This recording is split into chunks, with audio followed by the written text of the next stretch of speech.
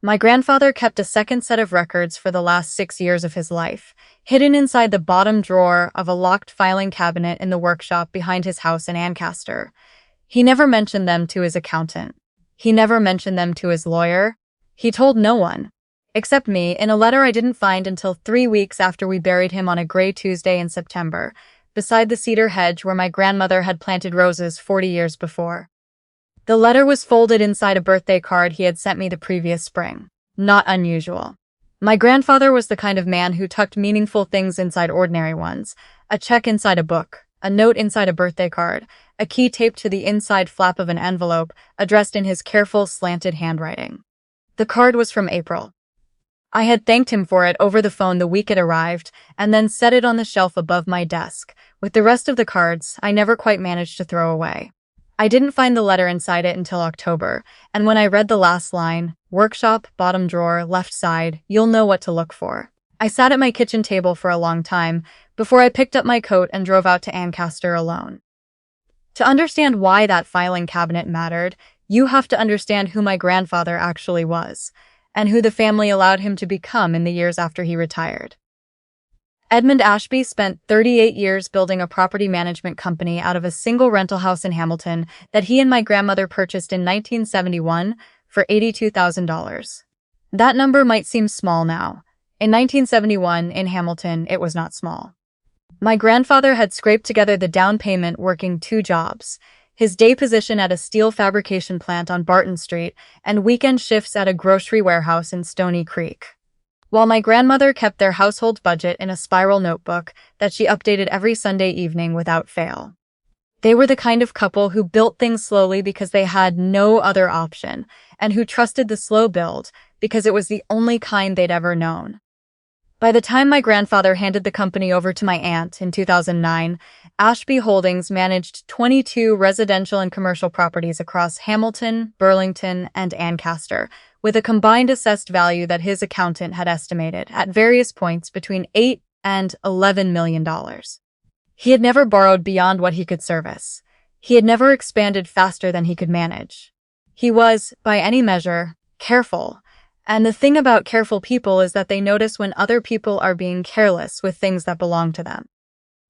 My aunt took over as the sole trustee of the family trust when my grandfather stepped back. She was his elder child, the one who had shown the most interest in the business over the years, and she had an easy confidence around numbers and documents that made the family comfortable with the arrangement. My father, my grandfather's other child, is a high school history teacher in Guelph who has spent his career making grade 11 students care about Confederation. And property law is not his area. He signed the trust documents without requesting independent legal advice, which he would later tell me, with a tired and slightly embarrassed honesty, was the thing he regretted most. The trust ran smoothly, on paper, for the first few years. My aunt sent quarterly summaries to the beneficiaries, myself included, as one of 3 grandchildren named in the trust, and they were clean, well-formatted documents that looked exactly like what a responsibly managed trust should produce. I reviewed them with the same habits I use at work, where I had spent 7 years as a financial analyst for a mid-sized investment firm in Toronto. And while the numbers were always plausible, there was something about the formatting that struck me as slightly too polished. As if the presentation had been designed to be convincing rather than transparent. I noticed. I made a note to look more closely next time, and then the quarterly summaries stopped arriving. It happened gradually. By 2018, they had shifted to annual reporting. My aunt explained at Christmas that year that she had streamlined the administrative process to reduce costs. She said it the way she says most things, with a business-like certainty that closes off follow-up questions before they're asked. I asked where the most recent annual summary was. She said it was being finalized and she'd send it out in January. I made a note in my phone. It arrived in March, 4 months later, with no explanation for the delay. I wasn't the only one who noticed the shift. My grandfather noticed it too. He noticed it approximately a year before I did, and the difference between us was that he had access to something I didn't. The original property records, the original contracts, the original sale agreement back to 1971. He had retired, but he had not stopped paying attention. In the autumn of 2017, my grandfather walked to the workshop behind his house, sat down at the old wooden desk he had used for 30 years, and opened a new green hardcover notebook. He didn't announce this to anyone. He just started writing. He wrote the address of every Ashby Holdings property he knew of, and beside each address he recorded whatever information he could gather from publicly available sources. The Ontario Land Transfer Registry, property listing archives, sale records from real estate databases that anyone with a browser could access. He cross-referenced what he found against the trust summaries he had received. And in the columns where the trust deposit should have appeared, he wrote question marks. The notebook grew. Over 6 years in handwriting that remained careful and legible, even as his hands grew less steady, he documented 14 discrepancies. 7 properties had been sold at or above market value, sales he had verified through the provincial registry, and the proceeds had not appeared in full in the trust accounts. He also documented a name that kept appearing in the transfer records. Sean Bridges, listed as co-owner of a numbered company called 2847391 Ontario Inc. He wrote the name 14 times across the pages of that notebook, each time in the same even script, and on the final page he wrote a single sentence, "I believe Lenora knows." I stood in the workshop for a long time after I read that. My aunt had been involved with Sean Bridges for approximately 5 years by the time I found the notebook. I had met him twice, once at a birthday dinner, once at a family barbecue, and both times he had been pleasant in the particular way of someone who has learned to make a good impression without leaving a clear outline of himself. He asked questions without answering them. He laughed easily and said nothing specific. Looking back, I think my grandfather had taken his measure at that barbecue and understood exactly what he was looking at. I had simply found him forgettable, which I now understand was the point. My grandfather chose me to receive that letter, for a reason he explained in the notebook's final pages. He had watched all of his grandchildren over the years, he wrote, and he had paid attention to which ones accepted the explanations they were given, and which ones kept asking questions. He told me about a moment at Christmas dinner 4 years before his death, when I had asked my aunt why the quarterly summaries had stopped. Everyone else at the table had moved on to dessert. I had followed up twice, once in person and once by text in January. He had noticed. He said he was not choosing me because he loved me more than anyone else. He said he was choosing me because I was the only one he trusted to do something useful with what he had found, and to wait long enough to do it right. I drove home from Ancaster that evening with the notebook on the passenger seat and spent 3 days deciding what to do. There is a faster version of this story in which I took that notebook directly to a lawyer or confronted my aunt immediately, and if I had done that, I believe the outcome would have been very different. She would have had time to dispute the records. She would have involved her own legal representation before I had mine. She might have destroyed documents I hadn't yet seen. Instead, I called Imogen Kwok. Imogen was a forensic accountant based in Hamilton, referred to me by a colleague who had worked with her on a corporate audit the previous year. I explained the situation in broad terms on the phone, and she told me to bring everything I had to her office and said to expect a process that would take several months. She was, as I would learn, someone who said exactly what she meant and meant exactly what she said, which made her the right person for this particular job. We met every Tuesday evening in her King Street West office for the better part of 4 months. She was methodical and unhurried, the kind of person who treats a set of financial records the way a detective treats a scene. Moving slowly, touching nothing until she understood its context, noting everything before drawing any conclusions. She cross-referenced my grandfather's notes against the Ontario Property Registry, the trust tax filings available through CRA records we were entitled to request, and the incorporation documents for 2847391 Ontario Inc., which are publicly accessible under Ontario's Business Corporations Act. It took her 6 weeks to build the full picture. 7 properties. Not 4 as my grandfather had estimated, but 7.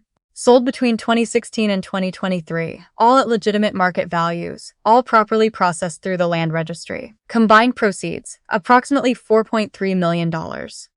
Of that, just over $1 million had been deposited into the trust accounts, always in amounts calibrated to appear proportionate to the overall trust balance and unlikely to trigger scrutiny from a beneficiary who wasn't looking carefully.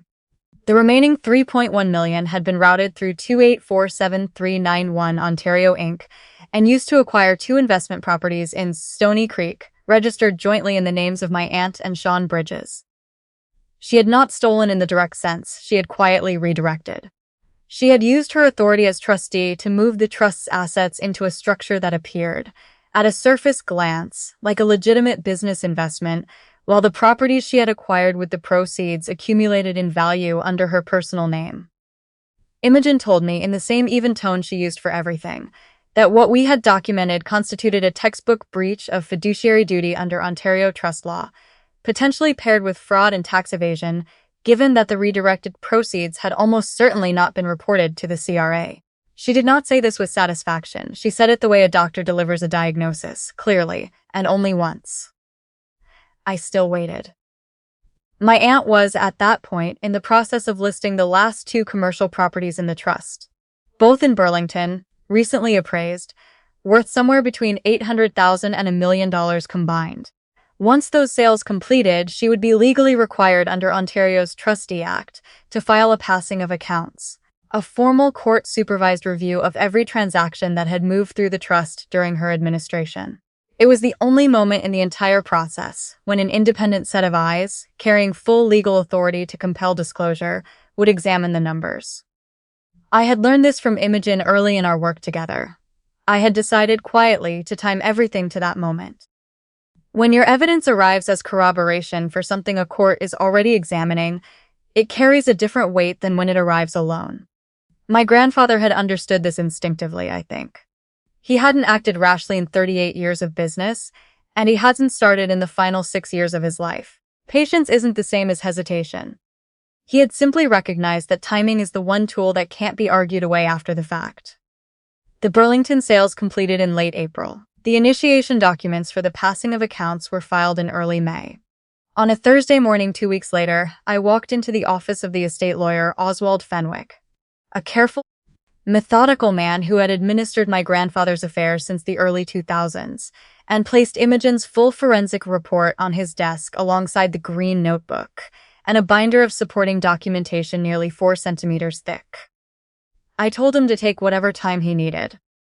He called me back that same afternoon and asked if I could come in the following morning. The formal proceedings moved through the Ontario Superior Court of Justice over the following 3 months. Imogen provided expert testimony. Land transfer records and CRA filings were entered as exhibits. The incorporation documents for 2847391 Ontario Inc. were scrutinized in open court. 2 former Ashby Holdings employees, a property manager who had retired the previous year, and an administrative assistant who had left the company in 2020, gave affidavits describing transactions they had been asked to process without receiving the standard authorization documentation. One of them said quietly, during cross-examination, that she had asked twice about the missing sign-offs and had been told not to worry about it. By mid-August, the court had frozen the assets of the numbered company, appointed an independent trustee to administer the remaining trust assets, and removed my aunt from her position pending the conclusion of the proceedings. Sean Bridges retained a Toronto lawyer and attempted, for approximately 6 weeks, to argue that his involvement in the property transfers had constituted a legitimate joint investment arrangement. That argument did not survive contact with the wire transfer documentation Imogen had traced from the trust's sale, proceeds to the company's accounts. The CRA opened a parallel investigation in September. My aunt came to my apartment on a Sunday evening in late August, 2 days after the court order was issued. She hadn't called. She was wearing the gray wool coat I had always associated with her, the one she wore to every Christmas dinner, every graduation, every occasion where she wanted to be the person who had everything handled. And when I opened the door, she looked smaller than I had ever seen her look.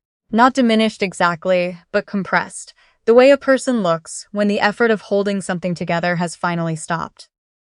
She said I had no idea what she had actually done for that family.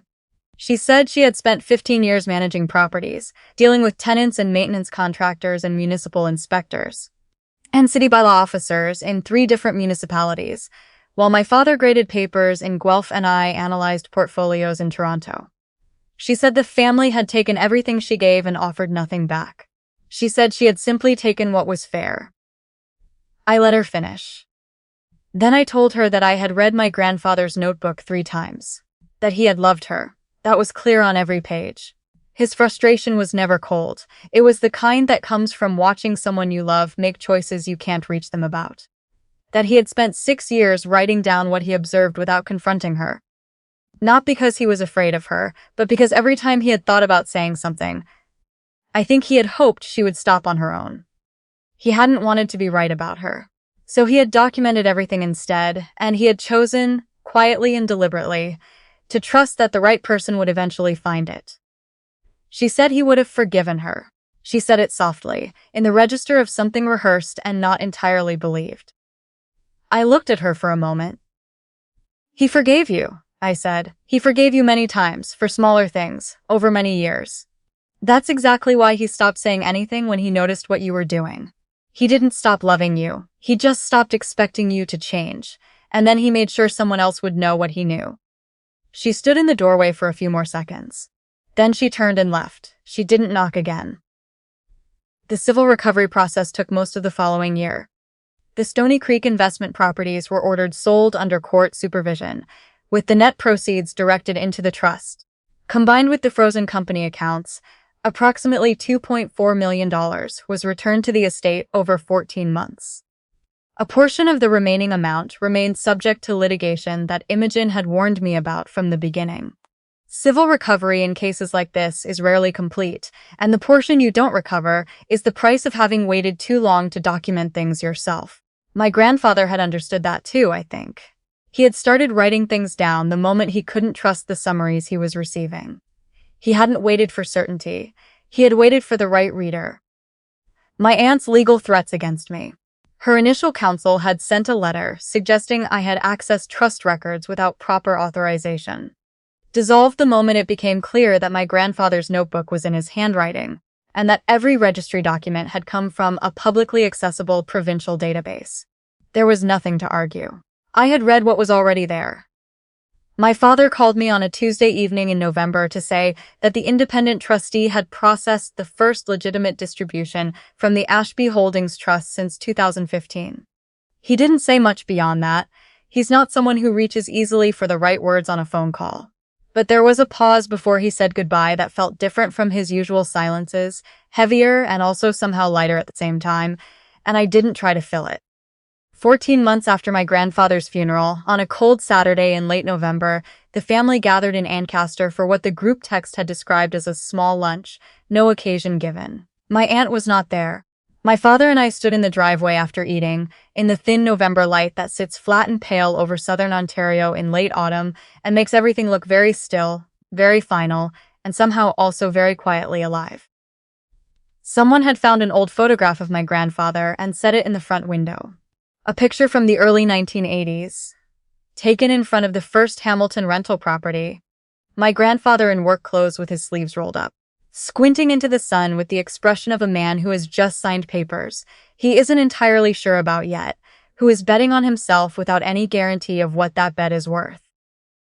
I thought about the notebook and its green cover, about the 6 years he had spent writing in it, alone in the workshop, in handwriting that stayed careful and legible even as his hands grew less steady, without any certainty that anyone would find it, without any certainty that it would matter if they did. He had written it anyway, not out of anger, not for himself, but because he had decided that the truth was worth the effort of recording, even if the only person who ever read it was someone he had chosen on the basis of a single follow-up text sent in January.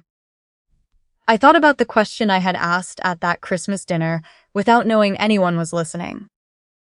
All I had done was ask where the trust summary was. All I had done was follow up when no one answered. I had not known, when I sent that message on a Tuesday night in January, that it was the kind of thing someone was watching for. I had not known that asking the question would be the thing that told my grandfather he could trust me with the answer. I stood in the driveway for a long time before I went back inside. The November light in Ancaster was the same light it had always been, flat, pale, and entirely indifferent to what happened beneath it.